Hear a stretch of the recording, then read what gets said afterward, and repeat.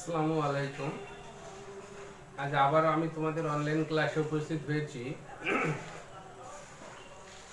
আশা করি তোমরা সবাই ভালো আছো। আজ আমি তোমাদের ইংরেজি সাহিত্যের ড্রামা বিষয়ে আলোচনা করব।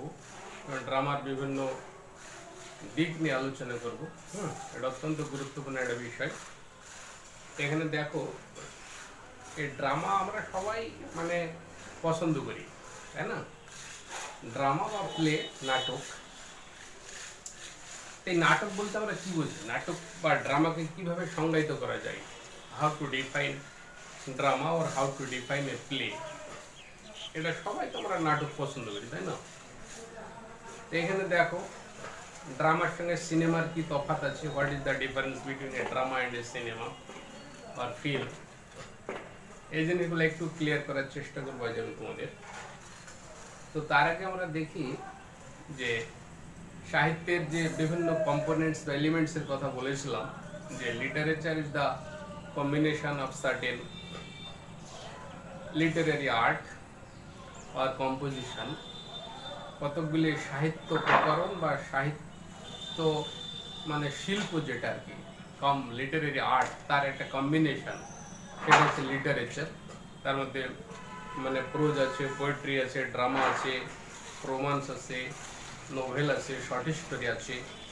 তো সেই ড্রামা সম্পর্কে আমরা আছি মানে একটু জানা বোঝার চেষ্টা করি। তাহলে অ্যাকচুয়ালি ড্রামাটা কি? ড্রামা হচ্ছে এক ধরনের পারফর্মিং আর্ট। ঠিক আছে, ড্রামা হচ্ছে পারফর্মিং আর্ট। এর বৈশিষ্ট্য কি কি? নাটকের বৈশিষ্ট্যগুলো আমরা দেখি প্রথমে। ক্যারেক্টারিস্টিক, তারপর আমরা সংজ্ঞাতে আসছি। Characteristics of drama or play. Drama প্লের যে ক্যারেক্টারিস্টিক বৈশিষ্ট্যগুলো কি কি? নাম্বার ওয়ান হচ্ছে,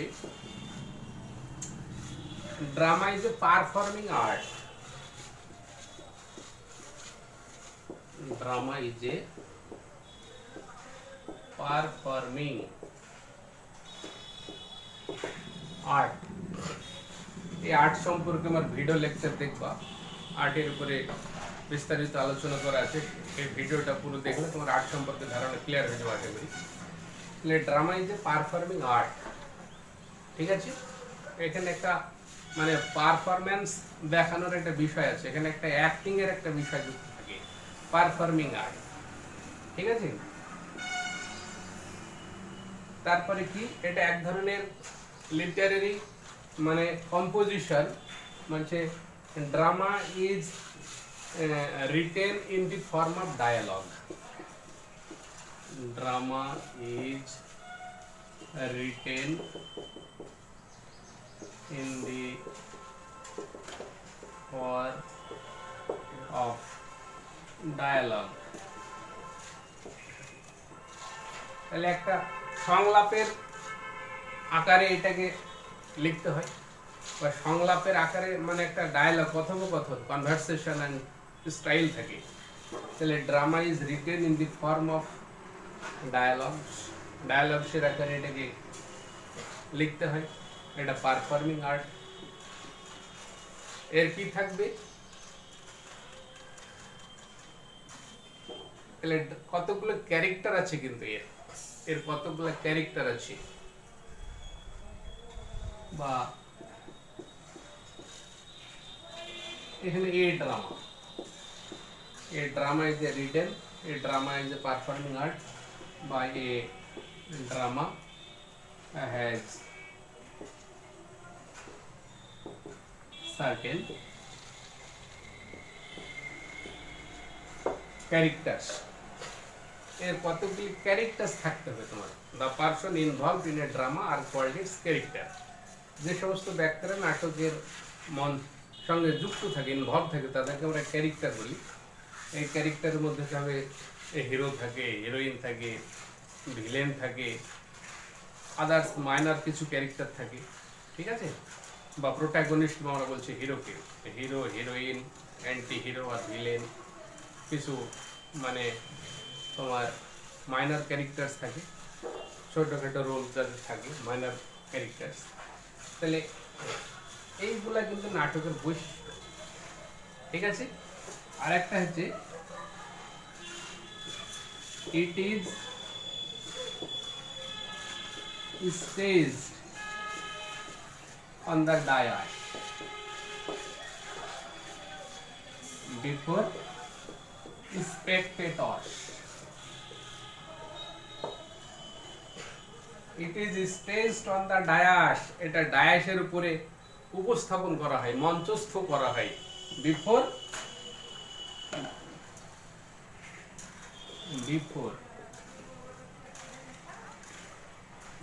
spectators, অডিয়েন্স, দর্শকদের সামনে।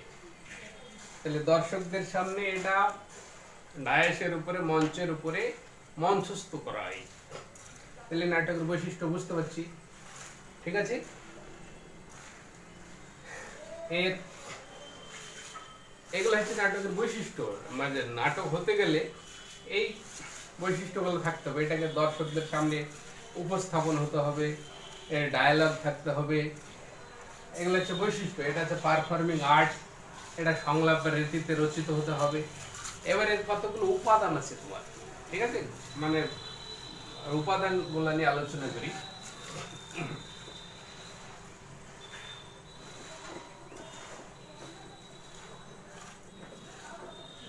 Elements of drama. তাহলে এলিমেন্টস অফ ড্রামাতে যাওয়ার আগে আমরা নাটকের একটু ডেফিনিশনটাকে একটু মানে ক্লিয়ার করার চেষ্টা করি, যে how to define a drama or a play. তাহলে play is a special type of literary composition or literary art which is written in the form of dialogue or conversation and which is staged or presented on the dais before the spectators through the excellent actings of the actors and actresses and other minor characters. ঠিক আছে। তাহলে নাটক হচ্ছে এমন এক ধরনের সাহিত্য রচনা, এমন এক ধরনের সাহিত্য প্রকরণ যেটা সংলাপের রীতিতে রচিত হয় এবং অভিনেতা অভিনেত্রীর সুদক্ষ অভিনয়ের মাধ্যমে দর্শকদের সামনে মঞ্চস্থ করা হয়। সেই ধরনের সাহিত্য প্রকরণকে আমরা নাটক বলে থাকি, ঠিক আছে। তাহলে নাটক এমন এক ধরনের সাহিত্য প্রকরণ, এমন এক ধরনের সাহিত্য মানে শিল্প, যেটা সুদক্ষ অভিনেতা অভিনেত্রীর সুদক্ষ অভিনয়ের মাধ্যমে দর্শকদের সামনে মঞ্চে উপস্থাপন করা হয় এবং যেটা সংলাপের রীতিতে রচিত হয় বা রচনা করা হয়, সেটাকে আমরা নাটক বলে থাকি, ঠিক আছে। এবার এই নাটকের এলিমেন্টসগুলো কি কি, উপাদানগুলো কি কি, আমরা সেগুলো দেখি। Elements or ingredients of drama যদি আমরা বলি আর কি, ঠিক আছে।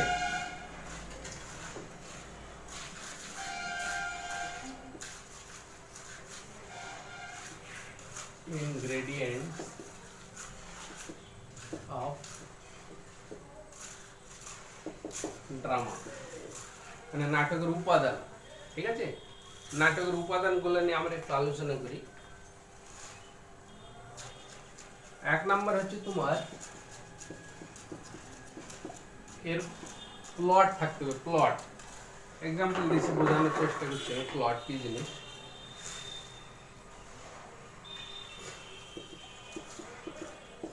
Action,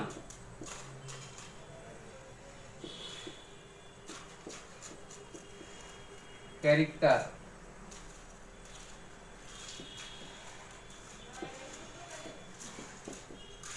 conflict and crisis, conflict and crisis। তারপরে থাকবে তোমার dance and music, dance music। তারপরে থাকবে স্টেজ ডিরেকশন, স্টেজ ডিরেকশন। তারপরে থাকবে তোমার অ্যাটমসফিয়ার, থাকবে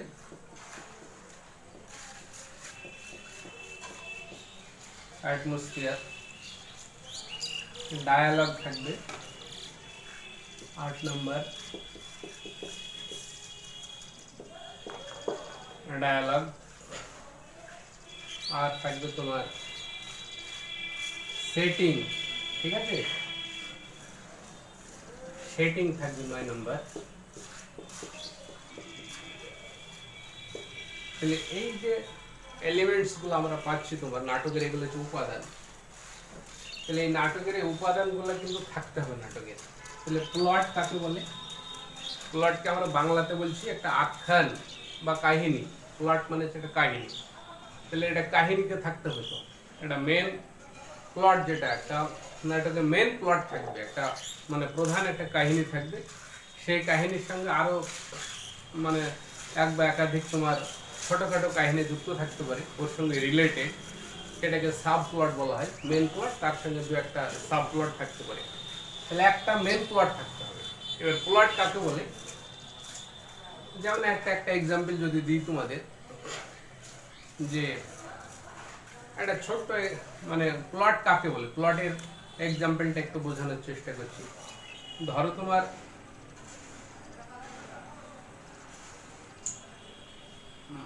একটা কার্যকারণ সম্পর্ক থাকতে হবে। হ্যাঁ, একটা কার্যকারণ যদি সম্পর্ক না থাকে, এই প্লটের আলোচনা তো খুব দীর্ঘায়িত আলোচনা, এটা পরে আলোচনা করবো আমি, এটা এখন থাক। আগে এলিমেন্টস গুলো দেখো। নাটক সম্পর্কে আজকে আমরা আলোচনা করছি, তো প্লট নিয়ে আলোচনা করছি না। তাহলে প্লট অ্যাকশন মানে হচ্ছে ঘটনা, ঠিক আছে, ঘটনা। আর ক্যারেক্টার্স মানে চরিত্র। তোমার নাটকের সঙ্গে যারা যুক্ত থাকে, অভিনয়ের সঙ্গে বা আনুষঙ্গিক বিভিন্ন যে কাজের সঙ্গে যুক্ত থাকে নাটকে, তাদেরকে ক্যারেক্টার বলি। ক্যারেক্টার থাকে মেন ক্যারেক্টার থেকে, মাইনর ক্যারেক্টার থেকে, হিরো থেকে, হিরোইন থেকে, ভিলেন থেকে বা অ্যান্টি হিরো থেকে। ক্যারেক্টার কনফ্লিক্ট অ্যান্ড ক্রাইসিস, নাটকের যে কনফ্লিক্ট ক্রাইসিস যেটা তোমার, ওটা সংকট, ঠিক আছে, দ্বন্দ্ব বা সংকট কিন্তু থাকতে হবে। এবার নাটকে যদি কনফ্লিক্ট ক্রাইসিস যদি না থাকে, নাটকের যে কাহিনী বা যে অ্যাকশন ঘটনা, সেটা কিন্তু স্ট্যাটিক হয়ে যাবে, স্ট্যান্ড স্টিল হয়ে যাবে, এক জায়গায় স্থির থাকবে। তার জন্য নাটকের যে কাহিনী, তাতে গতি সঞ্চার করতে হলে তার সঙ্গে কনফ্লিক্ট লাগাতে হবে। একটা সংঘর্ষ, দ্বন্দ্ব, ক্রাইসিস, সংকট এইসব থাকবে। এবার এই কনফ্লিক্ট বা ক্রাইসিস দুই রকমের হয়। তোমার একটা আউটার কনফ্লিক্ট হতে পারে, একটা ইনার কনফ্লিক্ট হতে পারে, ঠিক আছে। হিরোর সঙ্গে মানে অ্যান্টি হিরোর যে দ্বন্দ্বগুলো হয়, সেগুলো হচ্ছে আউটার কনফ্লিক্ট। বা হিরোর মধ্যে বা হিরোইন মনের মধ্যে এক ধরনের দ্বন্দ্ব কাজ করছে, তখন সেটা ইন্টারনাল ক্রাইসিস বা ইন্টারনাল কনফ্লিক্ট হবে, ইনার কনফ্লিক্ট হবে। তাহলে এইগুলোর কারণে কি হয়, নাটকে গতি সঞ্চারিত হয়, নাটকের ডেভেলপমেন্ট ঘটে থাকে। তারপরে ড্যান্স, মিউজিক এগুলো থাকতে হবে তোমার। ড্যান্স, মিউজিক এগুলো থাকবে। আর স্টেজ ডিরেকশন, যেটা মঞ্চ সজ্জা, মঞ্চ সজ্জার ক্ষেত্রে বিভিন্ন রকমের ডেকোরেশন, মঞ্চের যে ডিরেকশন, মঞ্চ সজ্জা, সেটা থাকতে হবে তোমার। অ্যাটমসফিয়ার, নাটকের অ্যাটমসফিয়ার কোনটাকে বলে? অ্যাটমসফিয়ার মানে টোন অফ দ্য নাটক। নাটকের যে টোন, সেই টোনটা মানে টোন মেবি হ্যাপি, স্যাডফুল, মেলানকোলিক, ঠিক আছে। তাহলে সেই টোনটা হবে তোমার কিসের টোন, নাটকের টোনটা কেমন, মানে আনন্দের না বিষাদের না দুঃখের না সুখের, সেই টোন, এটা একটা থাকতে হবে তোমার। তারপরে ডায়ালগ থাকবে নাটকের মধ্যে, সংলাপ থাকবে বিভিন্ন মানে চরিত্রের মধ্যে।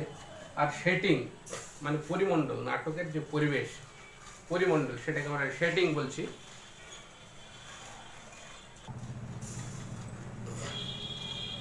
এই যে তোমার নাটকের এলিমেন্টস বলছি আমরা, এগুলাকে অন্যভাবে আরেকটু ভাগ করা হয়, সেটা দেখাচ্ছি। যেমন হচ্ছে তোমার ড্রামাটিক স্ট্রাকচার, একটা কথা আছে, মানে একটা আছে, এই কথা দুটো একটু বুঝতে হবে তোমাদের। ড্রামাটিক স্ট্রাকচার আর dramatic texture. Dramatic structure and dramatic texture, এই দুটো জিনিস একটু ক্লিয়ার হতে হবে। ড্রামাটিক স্ট্রাকচার কাকে বলে আর ড্রামাটিক টেক্সচার কাকে বলে, ঠিক আছে। তো ড্রামাটিক স্ট্রাকচারের মধ্যে কোনগুলো পড়ে তোমার সেটা দেখো। ড্রামাটিক স্ট্রাকচারের মধ্যে থাকছে তোমার, যেমন একটা মানে বিল্ডিং এর কথা যদি আমরা ভাঙি, মানে চিন্তা করি, একটা বিল্ডিং এর যেমন মানে স্ট্রাকচার অফ এ বিল্ডিং, মানে বিল্ডিং স্ট্রাকচার, বিল্ডিং স্ট্রাকচার। একটা বিল্ডিং এর স্ট্রাকচার মানে কাঠামো, যেটাকে স্ট্রাকচার বা কাঠামো ফরমেশন যেটা বলছি, এটার জন্য আমাদের কি কি দরকার? এটার জন্য দরকার যেমন আছে তোমার ফাউন্ডেশন দিতে হবে প্রথমে, একটা ফাউন্ডেশন লাগে, ফাউন্ডেশন মানে ভিত্তি, তারপরে পিলার থাকবে, ওয়াল থাকবে, ঠিক আছে, পিলার্স, ওয়ালস, বিমস, তারপরে রূপ, ছাদ, যেটা রূপ আমরা ছাদ বলছি। তাহলে এইগুলো হচ্ছে তোমার প্লাস্টার থাকবে। তাহলে এই এলিমেন্টস গুলা, এই কাজগুলা কিন্তু একটা বিল্ডিং এর স্ট্রাকচার মানে কমপ্লিট করতে গেলে এইগুলা দরকার, foundation, pillars, walls, beams, roof, plaster, এগুলো দরকার, ঠিক আছে। তাহলে এটা হচ্ছে বিল্ডিং স্ট্রাকচার। এবার বিল্ডিং টেক্সচারটা কি জিনিস? বিল্ডিং টেক্সচার বা টেক্সচার অফ এ বিল্ডিং, বা এখানে আমরা বিল্ডিং টেক্সচারই লিখছি। Building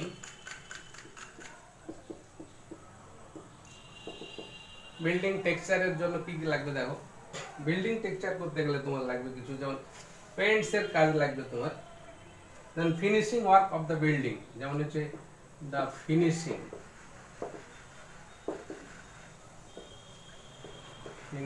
work of the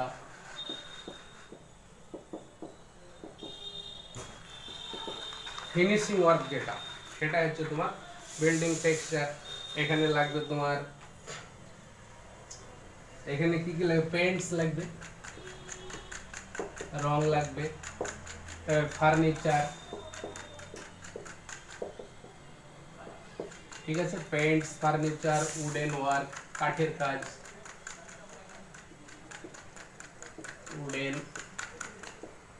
wooden work লাগবে, কাঠের কাজ, ঠিক আছে। তারপরে থাকবে তোমার ফ্লোরিং থাকবে, মেঝে তৈরি, বিভিন্ন ভাবে মেঝে তৈরি করা যায়। তুমি সেখানে টাইলস বসাবা না মার্বেল বসাবা না মোজাইক করবা, তাহলে ফ্লোরিং।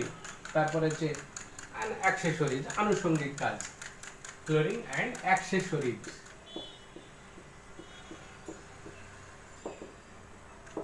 অন্যান্য আনুষঙ্গিক কাজ, মানে ইলেকট্রিকের কাজ আছে তোমার, বিভিন্ন গ্রিল ড্রিল বসানো হতে পারে, তাহলে অ্যাক্সেসরিজ।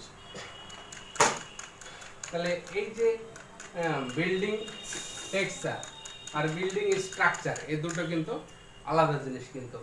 তাহলে বিল্ডিং টেক্সচার মানে finishing of the building, finishing work of the building করতে গেলে আমাদের পেইন্টস লাগছে, ফার্নিচার লাগছে, wooden work, flooring and accessories, অন্যান্য আনুষঙ্গিক কাজ।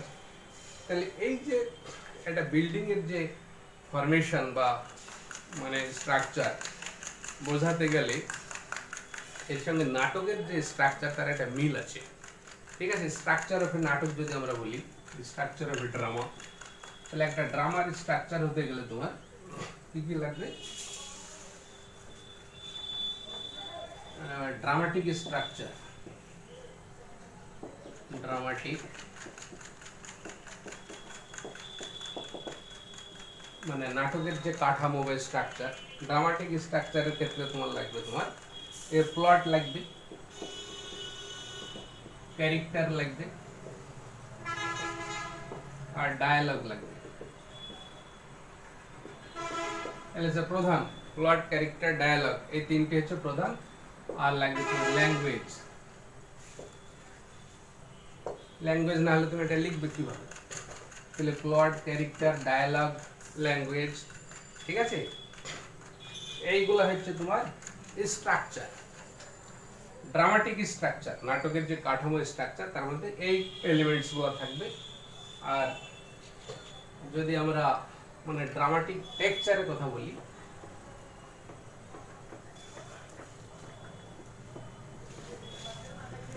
ড্রামাটিক টেক্সচার, ড্রামাটিক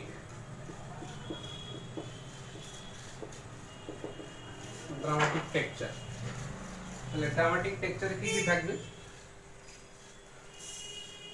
ড্রামাটিক টেক্সচারে থাকবে যে নাটকের যে অ্যাক্টস গুলো আছে, অ্যাক্টস আছে, সেন্স আছে, ঠিক আছে, অ্যাক্ট, সেন্স, তারপরে তোমার আছে অ্যাটমসফিয়ার,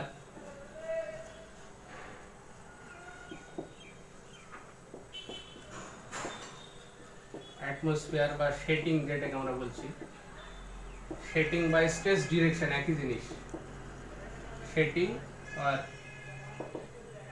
স্পেস ডিরেকশন, ঠিক আছে। তারপরে থাকবে তোমার ইমেজ, থাকবে ইমেজারি, তারপরে থাকবে তোমার সিম্বলস, থাকবে symbols,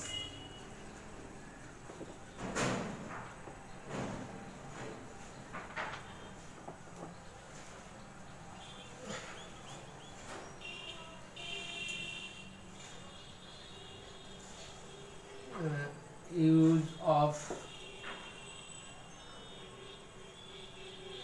figurative language, figurative language, বিভিন্ন অলংকারপূর্ণ ভাষার ব্যবহার, ইউজ অফ ফিগারেটিভ ল্যাঙ্গুয়েজ, অলংকারের ব্যবহার, ঠিক আছে। তারপরে কিছু থাকবে ফিগারেটিভ এই যে ল্যাঙ্গুয়েজ, এর মধ্যে কোনগুলো থাকে, ফিগারেটিভ ল্যাঙ্গুয়েজের মধ্যে পড়ে যেমন কমিক রিলিফ থাকবে তোমার, কমিক রিলিফ, মেটাফোর, তারপরে তোমার থাকবে আইরনি থাকবে, ঠিক আছে, metaphor, irony, simile, comic relief, ঠিক আছে। এই জিনিসগুলো সলিলোকুই থাকবে,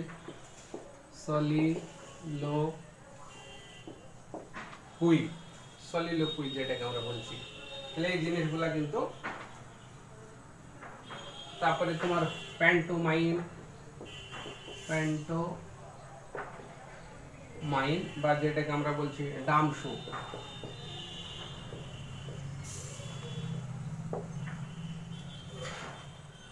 এই জিনিসগুলা তোমার নাটকের টেক্সচার, ড্রামাটিক টেক্সচারের মধ্যে অ্যাক্ট, সিন, অ্যাটমসফিয়ার, সেটিং আর স্পেস ডিরেকশন, ইমেজারি, চিত্রকল্প যেটাকে আমরা বলি ওয়ার্ড পিকচার, সিম্বলস, বিভিন্ন প্রতীকী অর্থে অনেক কিছু ব্যবহার করে বোঝায় সিম্বলস, আর ফিগারেটিভ ল্যাঙ্গুয়েজের মধ্যে এগুলো পড়ছে, কমিক রিলিফ, মেটাফোর, আইরনি, সলিলোকুই।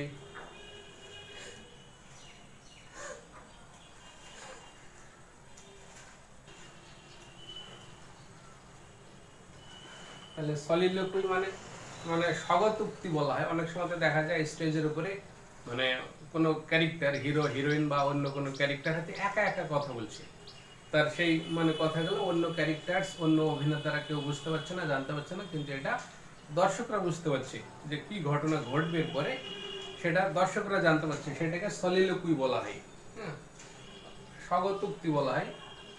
আর কমিক রিলিফটা ট্র্যাজেডির ক্ষেত্রে থাকে তোমার অনেক সময়, যে মানে heavy tension of the tragedy, তার কারণে দর্শকরা খুব ভারাক্রান্ত হয়েছে মন, সেখান থেকে তাদেরকে একটু স্বস্তি, রিলিফ বা একটু আনন্দ দেওয়ার জন্য কিছু কমিক ক্যারেক্টার, হ্যাঁ, কিছু কমিক রোল থাকে, কিন্তু কমিক অ্যাকশন থাকে, তার মাধ্যমে কমিক রিলিফটা দেওয়া হয়, এটা কমিক রিলিফ ট্র্যাজেডিতে থাকে। তাহলে এই ধরনের ড্রামাটিক টেক্সচার এবং ড্রামাটিক স্ট্রাকচার, এই দুটো কিন্তু আলাদা জিনিস, এটাকে একটু ভালো করে বোঝার চেষ্টা করতে হবে, ঠিক আছে। আর এখানে অ্যাক্টস আর সিন, এই জিনিসটা একটু বলি। অ্যাটমসফিয়ার তো আগে বললাম তোমার নাটকের যে টোন, যেটা আর কি, দ্য টোন অফ দ্য নাটক, টোন অফ দ্য প্লে, সেটাকে আমরা অ্যাটমসফিয়ার বলছি। সেই অ্যাটমসফিয়ারটা তোমার মানে সুখের হতে পারে, আনন্দের হতে পারে, দুঃখের হতে পারে, ঠিক আছে। মানে tone may be sadful, tone may be happy, tone may be melancholic and so on. তাহলে এই হচ্ছে তোমার নাটকের স্ট্রাকচার এবং টেক্সচার সম্পর্কে আলোচনা করলাম। আরেকটা জিনিস দেখো, এই যে অ্যাক্টস আর সিন, এখানে অ্যাক্ট অ্যান্ড সিন যেটা মানে অ্যাকশন, নাটকের যে অ্যাকশন মানে ঘটনা, ইভেন্টস আমরা বলছি, তাহলে মানে একটা স্ট্রাকচারাল ডিভিশন, অ্যাক্ট হচ্ছে স্ট্রাকচারাল ডিভিশন, নাটকের যে স্ট্রাকচারাল ডিভিশন সেটাকে আমরা অ্যাক্ট বলছি, ঠিক আছে। কতগুলো সিন নিয়ে একটা অ্যাক্ট হয়, an act consist a lot of scenes. ঠিক আছে, একটা অ্যাক্টের মধ্যে অনেকগুলো সিন থাকতে পারে, সো অনেকগুলো সিন নিয়ে একটা অ্যাক্ট হয় এবং কতগুলো অ্যাক্ট নিয়ে একটা নাটক হয়। তাহলে স্ট্রাকচারাল ডিভিশন হচ্ছে, structural division of a play is called act. আর সিন কাকে বলে? সিন হচ্ছে একটা ইউনিট অফ অ্যাকশন,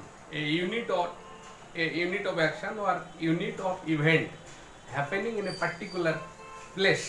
ঠিক আছে, in at a time, মানে কোন একটা নির্দিষ্ট জায়গাতে উইদাউট চেঞ্জিং দ্য লোকেশন, মানে স্থানের কোনো পরিবর্তন না ঘটিয়ে একটা ঘটনা মানে যখন ঘটে যায় সেটাকে আমরা বলছি সিন। তাহলে সিন হচ্ছে দৃশ্য, মানে একটি লোকেশনে, একটি স্থানে একই সঙ্গে একটানা, মানে সময়ের কোনো মাঝে ব্রেক থাকবে না বা স্থানের কোনো পরিবর্তন থাকবে না। তাহলে সময়ের এবং স্থানের পরিবর্তন না ঘটিয়ে একটি ঘটনা, একটা ইউনিট অফ অ্যাকশন, একটা ঘটনাকে আমরা একটা সিন বলি। ঠিক আছে, তাহলে অ্যাক্ট এবং সিনকে কিভাবে মানে ডিফারেন্সিয়েট করতে হবে? একটা নাটকে দেখা যাবে যে curtains generally falls after an act ends. একটা অ্যাক্ট যখন শেষ হয়, একটা অ্যাক্ট যখন কমপ্লিট হয়ে যায়, তখন কার্টেন ফলস, পর্দা তোমার নেমে আসে। ঠিক আছে, স্টেজে পর্দার সামনে নেমে আসে।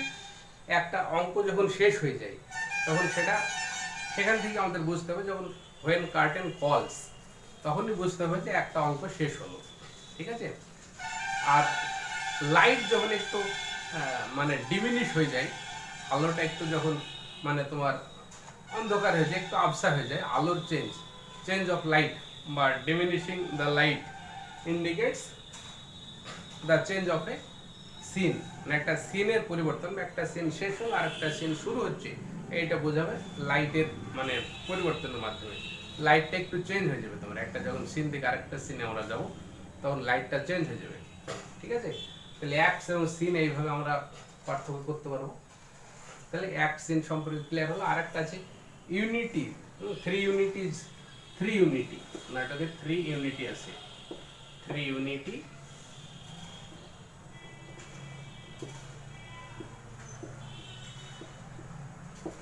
unities of a drama।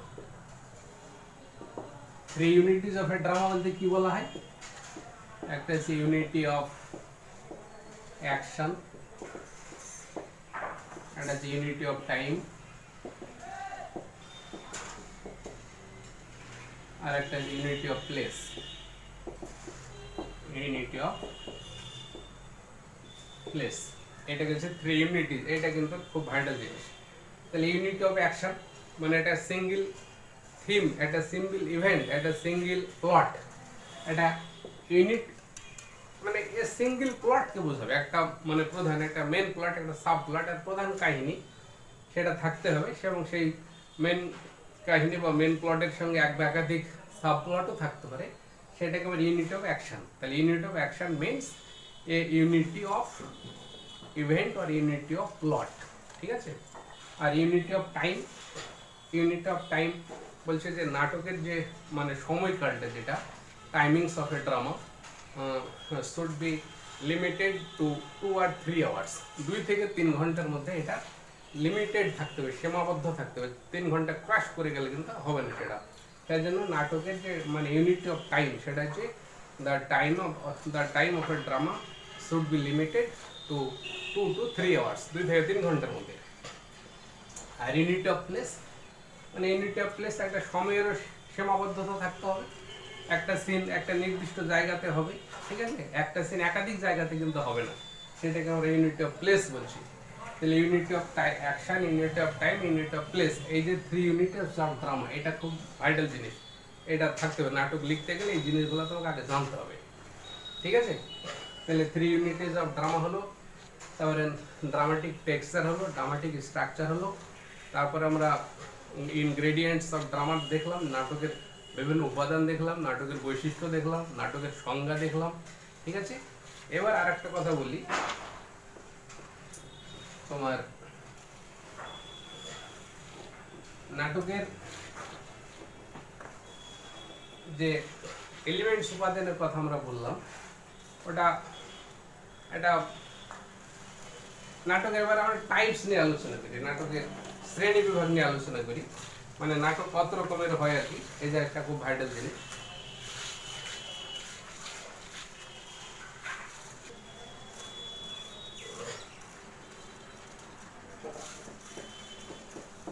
এবার টাইপস অফ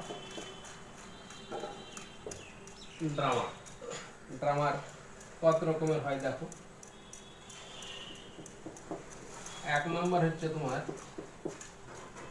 এক নম্বর নাটক আমরা হচ্ছে ট্র্যাজেডি বলছি।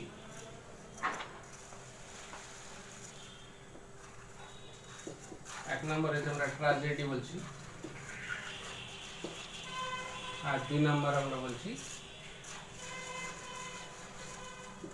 কমেডি। ঠিক আছে, ট্র্যাজেডি এবং কমেডি। তাহলে ট্র্যাজেডি কমেডি এগুলো নিয়ে আমি আলোচনা করবো, নাটকের শ্রেণী বিভাগটা আজকে আলোচনা করে দিই। এবার ট্র্যাজেডি দেখো, ট্র্যাজেডি কত রকমের।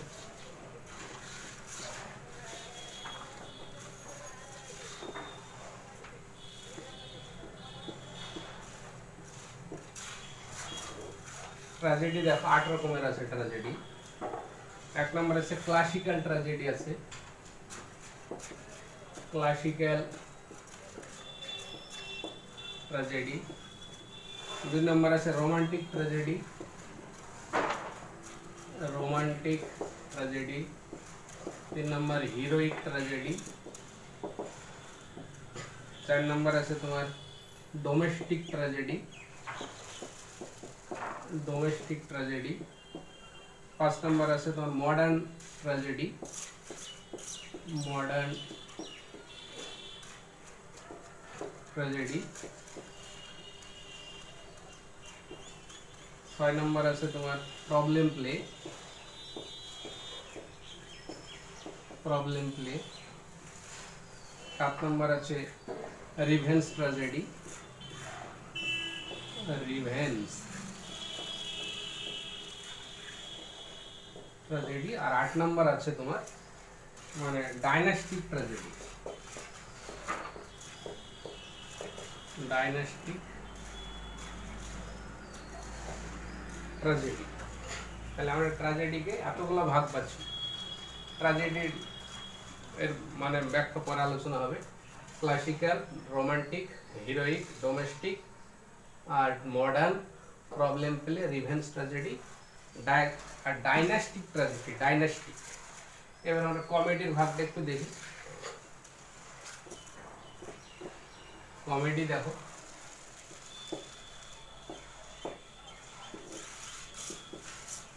কমেডিতে আছে কি দেখো, কমেডি আছে এখানেও ক্লাসিক্যাল, ক্লাসিক্যাল আছে, classical, romantic,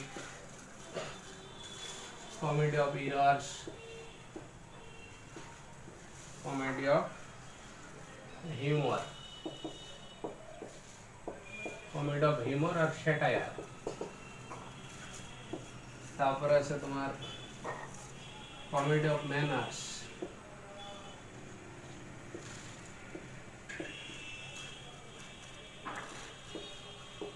comedy of manners আছে।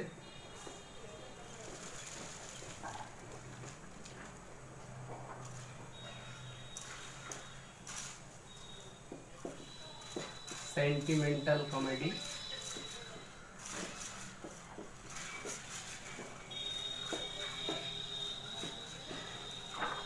তারপর আছে তোমার অ্যান্টি সেন্টিমেন্টাল কমেডি,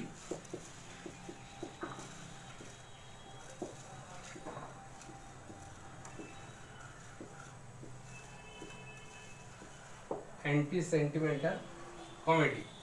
ঠিক আছে, তাহলে এগুলো হচ্ছে কমেডির ভাগ। এরপরে আমরা একটা একটা করে এগুলো আলোচনা করব। ঠিক আছে, তা আজ আলোচনা দীর্ঘায়িত করছি না তোমার। এই ভিডিওটা তোমরা প্রথম থেকে শেষ পর্যন্ত মনোযোগ দিয়ে শুনবে, তাহলে নাটক সম্পর্কে মোটামুটি একটা ধারণা ক্লিয়ার হবে আশা করি। ঠিক আছে, এখানে শেষ করছি। সবাই ভালো থেকো, সুস্থ থেকো। আসসালামু আলাইকুম।